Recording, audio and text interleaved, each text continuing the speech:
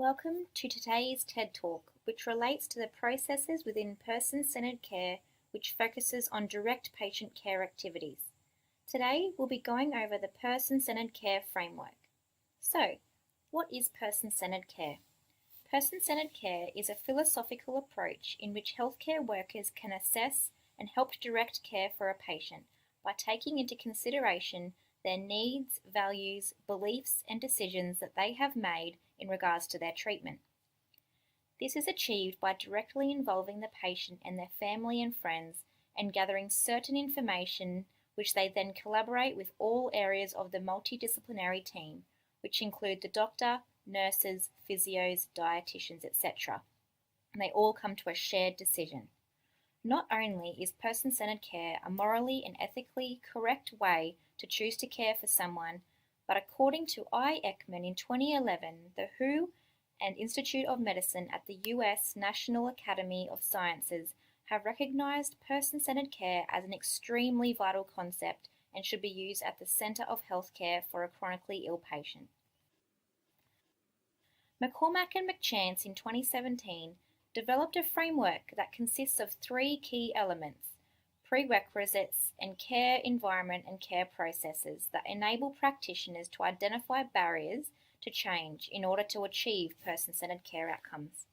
Today's presentation will focus upon the care processes and its key contributors, which include working with patients' values and beliefs, engagement, shared decision-making, having a sympathetic presence, and also providing holistic care. Meadows 2015 believes working with patients' beliefs and values means that a nurse must have a respectful attitude to the needs of their patients and desires, whilst having an understanding of requirements necessary to fulfill their religious and cultural beliefs.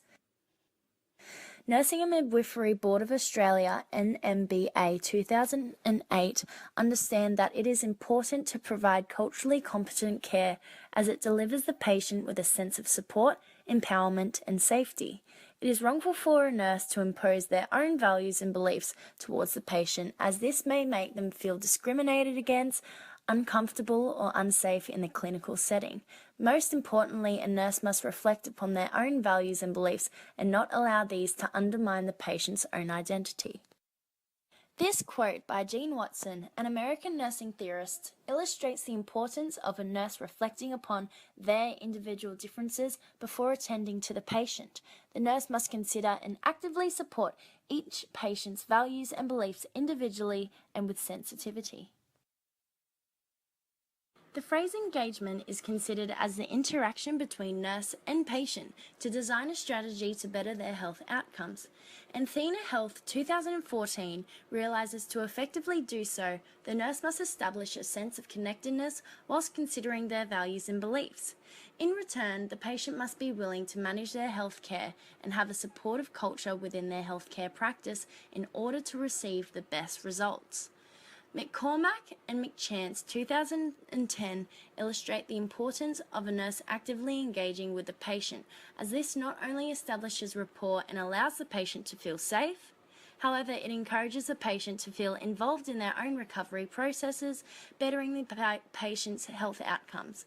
As a nurse, it is important to be mindful of anti-engaging behaviours that may arise, which involves the patient detaching, withdrawing, or distancing themselves from the nurse or their health processes. McCormack and McCants 2010 understand that shared decision-making is the process of making important decisions with participation from the nurse, patient, and or family members in order to work collaboratively to achieve a similar goal. Levitt et al. 2013 realizes it is important to involve shared decision-making within practice, as it allows the patient and their loved ones to become actively involved with their recovery processes and enables them to further understand issues in order to confidently participate to resolve them. By having the patient involved with their own recovery and shared decision-making, the nurse has the ability to build a rapport with the patient, establishing a personal professional connection foregrounded on trust and mutual understanding. McCormack 2001 states sympathetic presence is being consistent with person-centeredness but also achieving context. To have sympathetic presence, you have to have an understanding of the patient's losses and present limitations to establish a therapeutic relationship with the person in your care. McCormack 2001 says the whole idea of sympathetic presence is to be available to the person in your care, whether it is just being attentive being present, or visible at the least. According to the Australian College of Nursing, this comes under person-centered care as it includes those that acknowledge people's cultural and spiritual beliefs, their preferences and rights, empower people to make informed decisions about their care by providing them with a sympathetic presence. Having sympathetic presence is important because it gives you a chance to get to know your patient and how they deal with trauma. Sympathy is used to convey pity or feeling sorry for another person, which infers an inward-looking position and engenders thoughts such as, "I'm glad I'm not there." Sympathetic presence is just a fabric that weaves together other person-centered care processes such as engagement, shared decision-making, and holistic care. Holistic care is the heart of nursing. It helps to build a relationship and provides a focus for the nurse-patient interaction. Holistic care can also be defined as care that considers the physical, emotional, social, economic, and spiritual needs of the person, and the effect of illness on the ability to meet self-care needs. Holistic care is important because it draws on person-centered care, to care for a whole person and not just to see them as a patient or just a diagnosis. Holistic care involves healing of the mind, body, and soul. Holism is more than certain action performed or words spoken to a patient. However, while there certainly are benefits to providing person-centered care, these components of person-centered care cannot be implemented without good leadership in the workplace. So, what is leadership? According to Davidson et al. 2006 and Wong and Cummings 2007, at its heart, leadership is broadly accepted to be about influencing others to accomplish common goals. In nursing literature, it has been described as a complex and multifaceted process which involves providing support, motivation, coordination, and resources to enable individuals and teams to achieve collective objectives. However, there are several leadership challenges that must be faced. These include inhibiting leadership and providing unwanted barriers when implementing these components of person-centered care into the workplace. According to Tad et al. 2011, one of the problems is when healthcare organizations focus on meeting financial and productivity targets at the expense of person-centered care. Within such an organizational focus, care becomes task-based and nurses are faced with exhaustive routines, high demands for work productivity, and stress.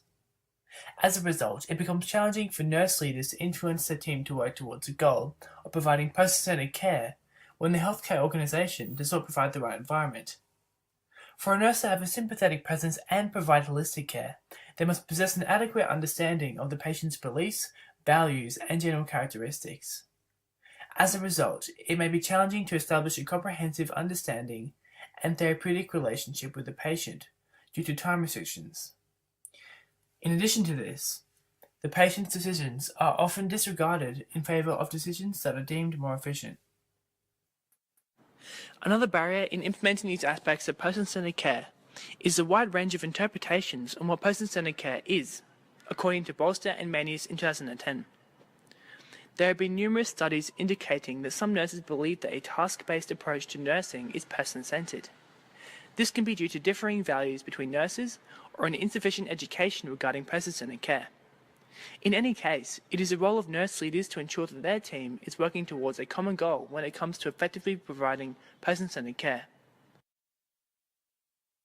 Another challenge nurse leaders face involves finding the right balance and power between the patient and the health organization.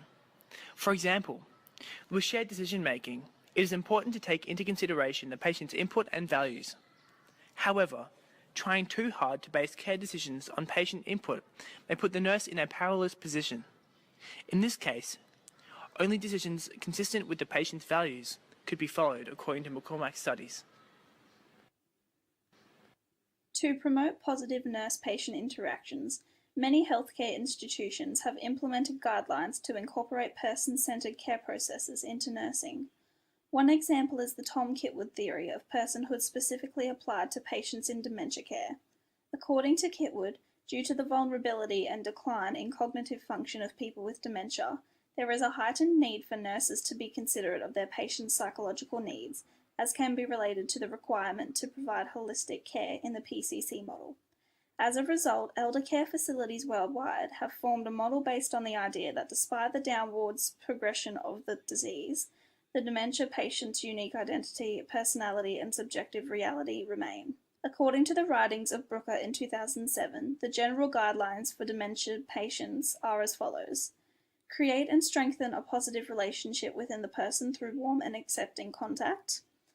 Communicate respectfully, value, and honor the person. Treat the person as a sentient and unique human being by valuing their innate nature and assisting them to retain their remaining strengths. See the person's world from their perspective in all interactions with them. Help the person to feel socially confident and to maintain emotional attachment to others.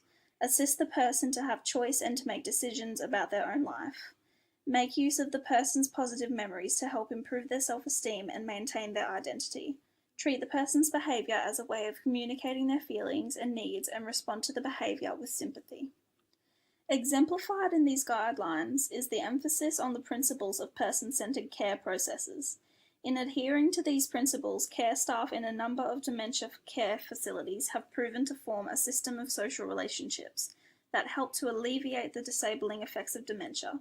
As a result, the nurse is able to better understand the patient's background and identify any behavioral triggers of the patient and prevent retaliation. Also seen in the PC model, through the necessity of engagement and consideration of the patient's beliefs and values. The patient is therefore less likely to become agitated or distressed as they feel acknowledged as a person and more secure in their environment through the recognition of their decisions and sympathetic presence of staff, again related to McCormack's PCC model. In a broader sense, person-centered care for nursing home residents was also improved by the National Citizens Coalition for Nursing Home Reform in concern for the substandard care delivered in nursing homes. The book, Improving the Quality of Care in Nursing Homes, published by the Institute of Medicine, set about a change in the culture of person-centered care within nursing home facilities. To facilitate these changes, focus groups were conducted to better patient engagement and ascertain how nursing home residents define quality care. Based off these responses, the innovations set out to give patients more of an involvement with their own health care, as recommended by the PCC model through shared decision-making. Also included was the goal to improve holistic care through the support of positive relationships between residents, family members, staff, and community.